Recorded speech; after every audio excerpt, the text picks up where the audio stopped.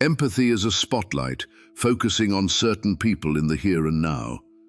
This makes it a poor guide for moral decision-making, as it biases us toward the individual over the group and the present over the future. Sit with that for a moment. That is not a philosopher dismissing human feeling. That is Paul Bloom, Yale psychologist, one of the most rigorous moral thinkers of our time, and he is arguing that the emotion we have built our entire idea of goodness around is in fact making us worse at being good. Empathy feels like a virtue. It feels like the most human thing we possess. And for most of our lives, we are told to want more of it, more feeling, more connection, more compassion through the act of sharing another person's pain.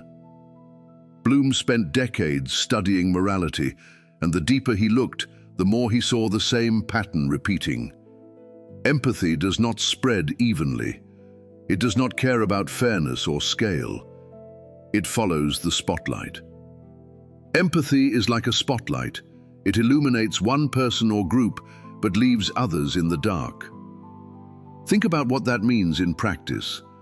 When one child falls down a well, the world stops. Millions donate. Cameras flood in. Strangers weep for someone they have never met. Meanwhile, the slow, invisible suffering of millions, the famine without a face, the disease without a story, barely registers. We are not heartless. We are just wired in a way that empathy exploits. The problem with empathy is that it is innumerate. It focuses on the one rather than the many. This can lead to decisions that are emotionally satisfying but morally questionable. Emotionally satisfying, but morally questionable. That gap is where Bloom does his most unsettling work, because he is not describing a flaw in bad people. He is describing a flaw in all of us. And it goes further than personal bias. Empathy can be aimed. Politicians know this. Advertisers know this. Show a crowd one suffering face, name them, photograph them, tell their story, and you can move mountains. Show that same crowd a statistic representing 10,000 people in identical suffering, and they will feel almost nothing. The number is too big. The mind goes quiet. This is not a coincidence. It is a mechanism, and those who understand it use it. Empathy can lead to bad decisions because it is driven by emotion rather than reason. It can cause us to favor the few over the many and the immediate over the long term. When our moral instincts can be redirected by whoever tells the most compelling story, we are not in control of our own ethics. We only think we are. This is where people misread Paul Bloom, and it matters that they don't. He is not asking us to feel less. He is not making a case for cold indifference dressed up as wisdom. He is asking something harder than that. He is asking us to care with discipline. He calls it rational compassion, and the distinction is everything. Rational compassion is not about feeling what others feel. It's about caring for others and making decisions that maximize well-being. It is a more effective guide for moral action than empathy. Where empathy asks, who do I feel most for right now? Rational compassion asks, where does my action actually do the most good?